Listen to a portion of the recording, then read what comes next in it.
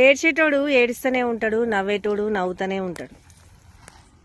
ఎవరి పని వాడు చేసుకొని పోతుంటే ఏడ్చేటోళ్ళు ఖాళీ కూర్చొని ఏడుస్తుంటారు మనం చూసి. వాళ్ళకు ఏడవడం తప్ప ఇంకో పని ఉండదు. కష్టపడి పని చేస్తే డబ్బు విలువ, పైసా విలువ తెలుస్తుంది. ఎప్పుడు ఇంట్లో కూర్చొని ఏడ్చే వాళ్ళకి ఏం తెలుస్తుంది కష్టం విలువ? అందుకే నిందలు వేస్తారు. నీలాపనిందల పాలు మనం కావాలి. కానీ ఆ నీలాపనిందలు మనని ఎప్పటికీ అంటవు. తామరాకు మీద నీటి బొట్టులాగానే అంతే. వాళ్ళు ఏదనుకున్నా అది కాదు, మనం ఏమనుకున్నా అది సాధిస్తాం. ఎందుకంటే మనం కష్టపడుతున్నాం కాబట్టి.